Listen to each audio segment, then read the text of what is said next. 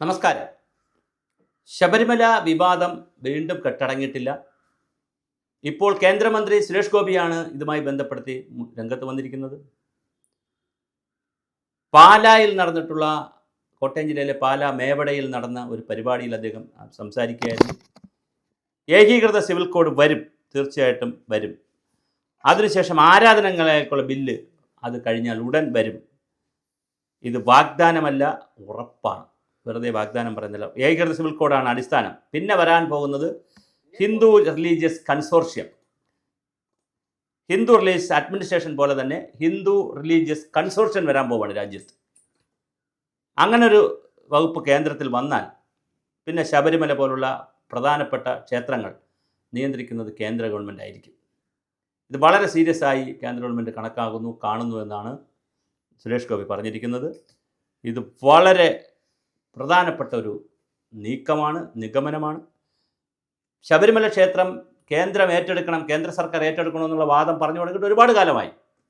മാത്രമല്ല, ക്ഷേത്രഭരണം വിശ്വാസികൾക്ക് നൽകണം എന്ന് പറഞ്ഞിട്ടും കുറേയധികം സമ്മർദ്ദങ്ങളും സമരങ്ങളും ഒക്കെ പ്രതിഷേധമൊക്കെ നടക്കുകയാണ്.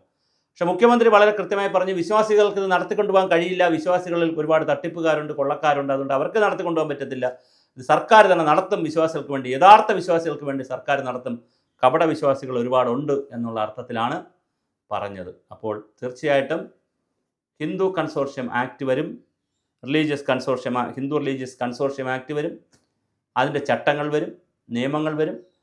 ശബരിമല പോലുള്ള വളരെ പ്രധാനപ്പെട്ട ക്ഷേത്രങ്ങൾ കേന്ദ്ര ഗവൺമെൻറ്റിൻ്റെ ഈ ബില്ലിൻ്റെ കീഴിൽ വന്നാൽ, കേന്ദ്രീകൃത ദേവസ്വം ബോർഡ് രാജ്യത്ത് വന്നാലും അത്ഭുതമില്ല. അപ്പോൾ ആ തരത്തിലുള്ള പുതിയ നീക്കങ്ങൾ കേന്ദ്ര സർക്കാർ നടത്തും എന്ന് സുരേഷ് ഗോപി വളരെ കൃത്യമായി മീറ്റിങ്ങിൽ പറഞ്ഞിരിക്കുകയാണ്. കേന്ദ്രമന്ത്രിയാണ് പറയുന്നത്. അപ്പോൾ അത് പറയുമ്പോൾ അതിൻ്റേതായ മാനമുണ്ട്. പറഞ്ഞിരിക്കുന്നത് പബ്ലിക്കായിട്ടാണ് പറഞ്ഞിരിക്കുന്നത്, ഫേസ്ബുക്ക് പോസ്റ്റൊന്നുമല്ല. അപ്പോൾ തീർച്ചയായിട്ടും വളരെ ഗൗരവമായ ഒരു വകുപ്പ് കേന്ദ്രത്തിൽ വരും. അപ്പോൾ വന്നാൽ ശബരിമല മാത്രമല്ല, ഒരുപാട് ക്ഷേത്രങ്ങളെ എങ്ങനെ നിയന്ത്രിക്കുവാനും, മാത്രമല്ല ഒരു ഗുണമുള്ളത്, വലിയ ക്ഷേത്രങ്ങളിലെ പണമെടുത്ത് ചെറിയ ക്ഷേത്രങ്ങൾക്ക് കൊടുക്കാൻ പറ്റുമെന്നുള്ളത് കൊണ്ട് തന്നെ ക്ഷേത്രങ്ങളുടെ വരുമാനവും വർദ്ധിപ്പിക്കാനും, അവരുടെ സേവന വേതന വ്യവസ്ഥകളൊക്കെ പോറ്റിമാർക്കും പലർക്കും, ഇപ്പോൾ മലബാർ ദേവസ്വത്തിലൊക്കെ വളരെ തുച്ഛമായ പണമാണ് കൊടുക്കുന്നത്, ശമ്പളമൊക്കെ പരിഷ്കരണവും നടപ്പിലാക്കിയിട്ടില്ല. അപ്പോൾ അതൊക്കെ ചെയ്യാനുള്ള വളരെ ഗൗരവതരമായ ഒരു ഇടപെടൽ വരാൻ പോകുന്നു എന്നാണ് കേൾക്കുന്നത്. എന്തായാലും മറ്റൊരു ഡയമെൻഷനിലേക്ക് ശബരിമല മാറുകയാണ്.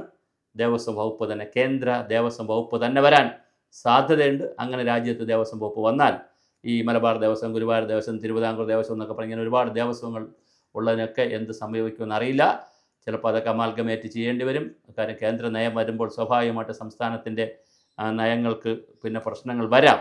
എന്തായാലും ശബരിമല ഉൾപ്പെടെയുള്ള ക്ഷേത്രങ്ങളുടെ ഭരണം നേരിട്ട് ഏറ്റെടുക്കുന്നതിന് പകരം ഇങ്ങനൊരു കേന്ദ്ര ദേവസ്വവും ഒരു ഹിന്ദു റിലീജിയസ് കൺസോർഷ്യം ആക്റ്റൊക്കെ കൊണ്ടുവന്ന് ഏറ്റെടുക്കുന്നത് പോലുള്ള പ്രവർത്തനങ്ങൾ നടക്കുമെന്ന് തന്നെയാണ് നമുക്ക് കാണേണ്ടത്. ഇത് പറയാൻ എളുപ്പമാണ്, ബില്ല് വരണം, ആക്റ്റ് ആവണം, അത് പാസ്സാവണം, രാഷ്ട്രപതിക്ക് വരെ പോകേണ്ട കാര്യങ്ങളുണ്ട്. പക്ഷെ എന്തായാലും ആ നിലയിൽ കേന്ദ്ര സർക്കാർ ചിന്തിക്കുന്നു, അല്ലെങ്കിൽ BJP ചിന്തിക്കുന്നു, സംഘപരിവാർ ചിന്തിക്കുന്നു എന്നതിൻ്റെ സൂചകമാണ് സുരേഷ് ഗോപിയുടെ പാലായിലെ പ്രഖ്യാപനം.